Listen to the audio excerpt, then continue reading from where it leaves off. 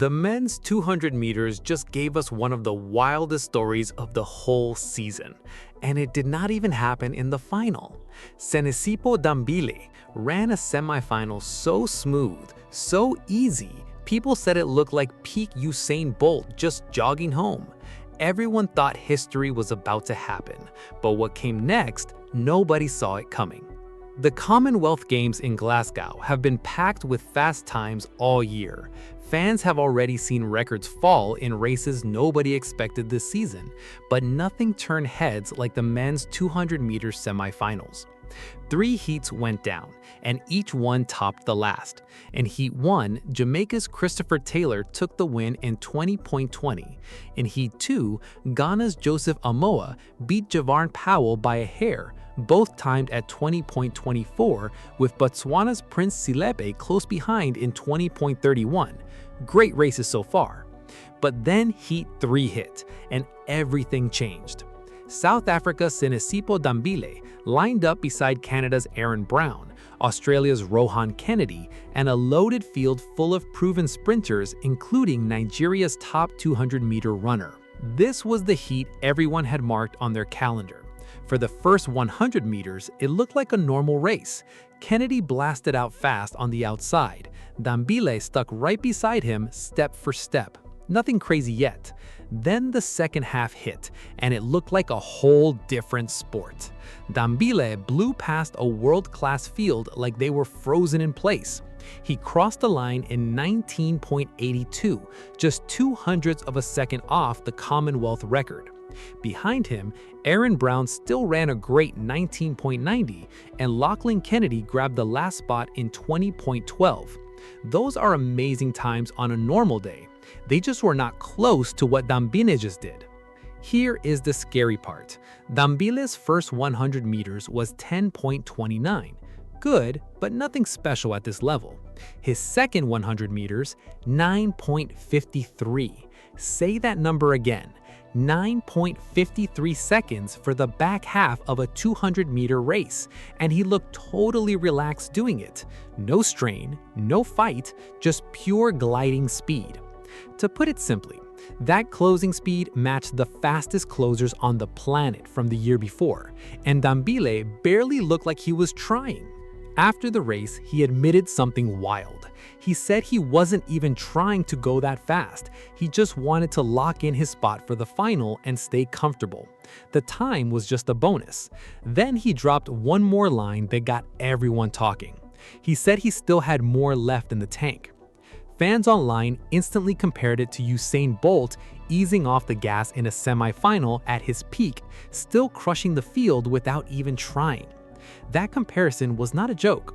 Watch the replay, and you can see a runner holding back another gear he never even used. Look at his body again.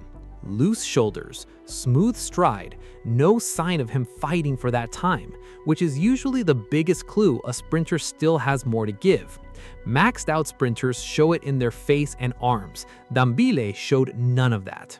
So of course everyone asked the same question. If that was Dambile running at maybe 80%, and he is saying himself he had more left, what happens when he actually lets it all out in the final? Predictions started flying everywhere. Some said he could dip under 19.7. Others pointed to his blazing 150-meter time earlier this season, just 11 hundredths behind Noah Lyle's world record pace, and said a sub 19.6 was possible if the wind helped out. The hype was real, and it kept building all the way into the final at Scottsdale Stadium. Now here's the twist nobody saw coming. The final happened, and yes, Dambile won gold, his very first major global title. But the clock read 19.96, slower than his semifinal, slower than almost every prediction out there. No sub 19.6, he didn't even match his own semifinal time. So what happened? Dambile explained it himself after the race. The curve was tricky that night, and he had to fight just to stay smooth and controlled through the bend. Instead of chasing a fast number, he focused only on running it right and closing strong when it mattered most. In his own words, it was never about the time, it was about winning the title. And that's exactly what he did. And give credit where it's due, this win was not easy. Nigeria's Udodi Onwuzurike made him fight all the way to the finish line, crossing in 20.09 for a season best and taking silver. For Onwuzurike, this medal means everything. Back in 2021, he became the first Nigerian man to win the 200 meters at the World Under-20 Championships. But injuries and tough competition kept holding him back on the big stage. This podium finish is now the biggest medal of his career. Jamaica's Christopher Taylor grabbed bronze with a personal best 20.11, just edging out Canada's Aaron Brown, who finished fourth in 20.18. Lachlan Kennedy, one of the favorites after his 100-meter run, could only manage sixth place. Dambile later admitted the bend was the toughest part of the whole race. He said staying calm through that curve took real focus, and getting the win mattered way more than chasing a fast number. But this win means more than just his own personal glory. It marks South Africa's very first Commonwealth Games title in the men's 200 meters ever.